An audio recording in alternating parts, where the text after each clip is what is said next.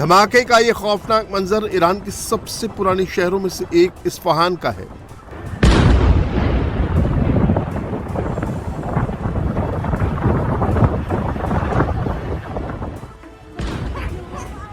Trump ने Isfahan पर 2000 pound के बंकर बस्टर बम से हमला किया है।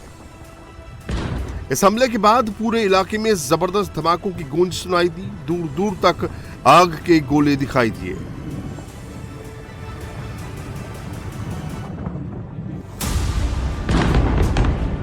इस्फहान में धमाके से मशरूम शेप का आग का गोला उठा। ये वैसा ही मशरूम एक्सप्लोजन जो अमूमन परमाणु हमले के दौरान दिखता है। इस्फहान में ईरान की 2 बड़ी अंडरग्राउंड मिसाइल सिटी है, परमाणु साइट है और बद्र मिलिट्री एयरबेस है। अमेरिका और इजराइल लगातार ईरान के अंडरग्राउंड न्यूक्लियर और मिसाइल साइट को टारगेट कर रहे हैं।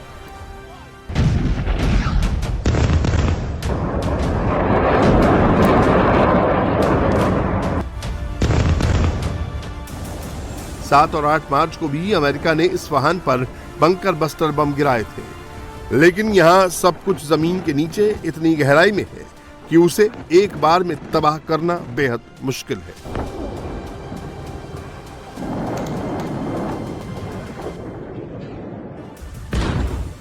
यही वजह है कि ट्रंप ने एक बार फिर इस्फहान पर 2000 पाउंड यानी करीब 900 किलोग्राम के बंकर बस्टर बमों से हमला किया है।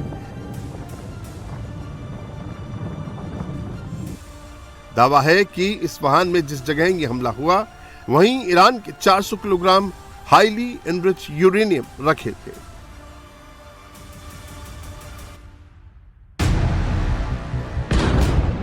इस हमले में इस्फहान की यूरेनियम एनरिचमेंट और न्यूक्लियर फैसिलिटी पूरी तरह से तबाह हो गई है। वहीं अमेरिकी वॉल स्ट्रीट जर्नल के मुताबिक ये हमला इस्फहान के बद्र मिलिट्री एयरबेस और अंडरग्राउंड हथियार डिपो पर हुआ है। लेकिन इस हमले के बाद जिस तरह से मशरूम वाला धमाका हुआ, उससे यह भी सवाल उठता है कि क्या इस बार बंकर बस्टर बम के साथ अमेरिका ने टैक्टिकल न्यूक का भी इस्तेमाल किया है।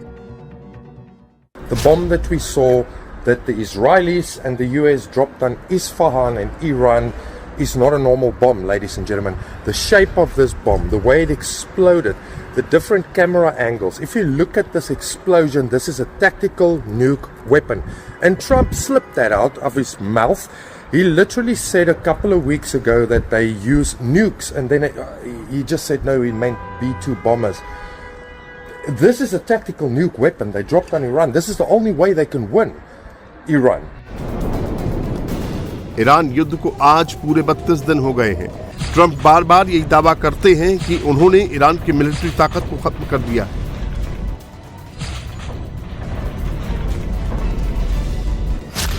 I just have lots of alternatives. We have tremendous numbers of ships over there. We don't need them all because of, the power. Look, I would say we're just like we're ahead of schedule on the ballroom.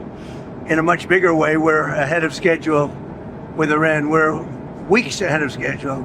If you would have said that in 3 days we were going to knock out 158 ships, their entire Navy, which we did, we knocked out their entire Air Force.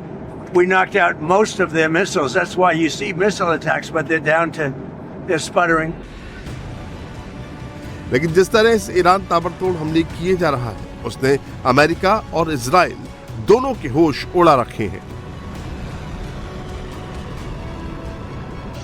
Iran ने Hormuz strait पर नाकाबंदी करके Trump की नाक में दम कर दिया है। दुनिया भर में तेल की कीमतें आग लगा रही हैं।